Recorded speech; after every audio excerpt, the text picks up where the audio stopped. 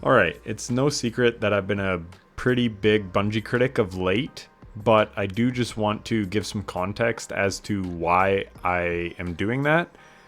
I am not going to out this person, but I have had actually two developers from Bungie reach out to me, let's say in the last 6 months, just sending me an email and just discussing things. I'm not going to go further than that because I don't want to out anyone.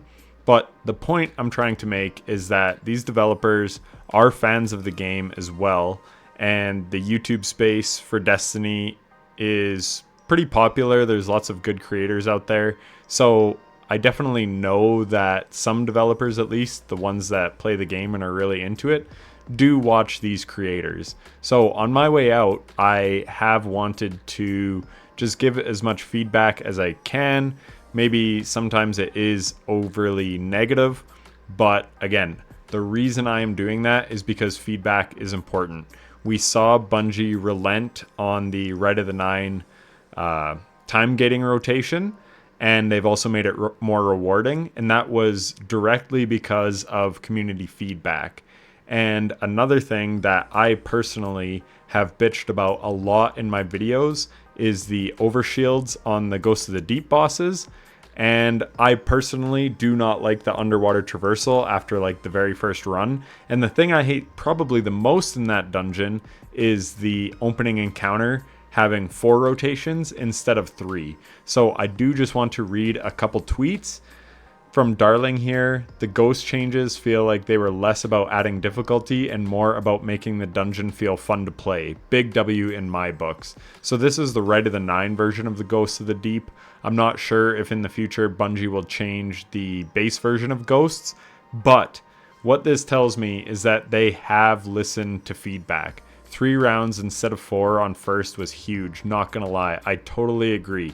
4 just felt way too long. Again, the opening encounter isn't that long, but 4 does make it feel like it's dragging. Anything to not make someone have to run Arbalest to deal with some BS boss shields is a great change in my book. Fully agree. So I'm just going to look at this one so that we're all on the same page. Somebody asked, anybody have a list of the changes? Boss shields have much less health, Arbalest no longer vital. Traversal section got another chest to make it more rewarding. That's quite nice. Intro encounter is only 3 dunks instead of 4. Pretty sure that's all the substantial changes.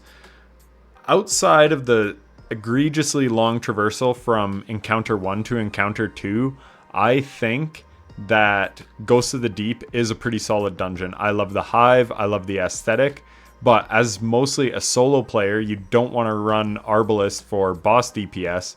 So that meant it really pigeonholed what loadouts you could use for damage. So reducing the health on the boss shields is a massive change. It would make that dungeon from a solo perspective so much funner to do. The intro encounter going from 4 dunks to 3, same thing. In a fire team, you can kind of spread out and you can learn the spawns and kind of the order that they go in, so you can rip around them really quickly in a fire team. But as a solo, even though, yeah, you can rip around pretty quick with like Eager Edge and still knowing where the spawns are, going from 4 to 3 makes a ton of sense. I even said in one of my most recent dungeon, I think it was my dungeon tier list video, I think Ghosts I had ranked the lowest.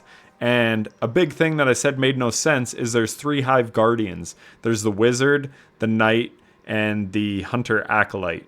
And having it be 4 rotations just made no sense. So the fact that they changed it to 3 is awesome. And then Salted Greppo, first encounter Ghost of the Deep is actually good now. Let's go. And then above, great changes to Ultimatum Ghost of the Deep. 3 dunk opening feels way better than 4. Shield mechanic much less obnoxious now. Feels much better to run now. These small tweaks are all they really had to do to make Ghost of the Deep a much better dungeon. And like I said, I'm still pretty much done with Destiny. I didn't play any Ultimatum Spire of the Watcher. Not sure if I'm going to jump in for Ghost of the Deep. But again, I am happy that I was part of the vocal community, and I'm not saying I am the reason that this got changed, but Bungie, the whole we're listening thing, it is true. They heard us loud and clear on Right of the Nine with the time gating, and they made a change. And they've obviously heard a lot of the complaints about Ghost of the Deep, with the shield mechanic being very prohibitive for solo players and the opening encounter just dragging on for no sake other than to drag on. Like, it's not even a difficult thing, and I think that's why it was really annoying, is because it's not even difficult, it's just boring. If something is fun and engaging but it takes a long time, you don't mind so much. But when it's boring and monotonous, even if it is only 2 or 3 extra minutes, it feels like an eternity, and that's the big issue. So anyways, like I said, I just wanted to give some context as to why I've been so negative in some recent videos. It's because I do want to provide feedback for the rest of the Destiny community that does enjoy this game. That's no longer me, but that's fine. I do have a voice within the community, and that's what I'm choosing to, make my content on, to try to make the game better in the future. Again, I'm not saying I am the reason for a testing ground either, but I've been very vocal in a lot of videos that Destiny needs a testing ground, and that is apparently coming in Edge of Fate. So another big win. So yeah, the point of this video is to say, don't just eat shit from Bungie and just take whatever they give you.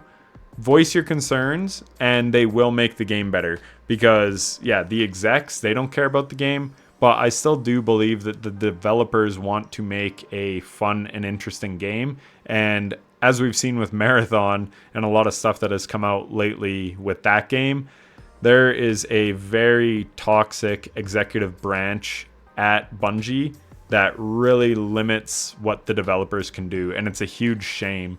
I hope that Sony sort of dissolves Bungie, gets rid of the toxic people within that organization so that the developers can cook, because I think I remember in one of their dev live streams them saying, I think it was before Into the Light, or maybe it was on social media, but anyways, they basically just said, let us cook.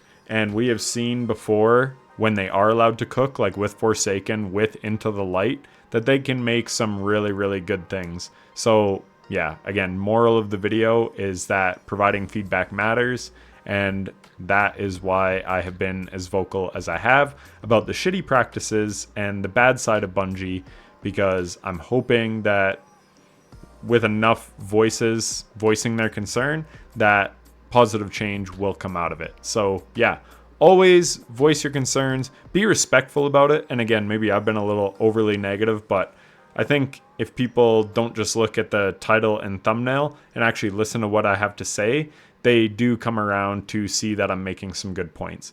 But don't threaten people and don't be like absolutely ridiculous about it, but definitely voice your concerns and let them know when they do shitty things, because it can result in positive change, and this is a perfect example of how.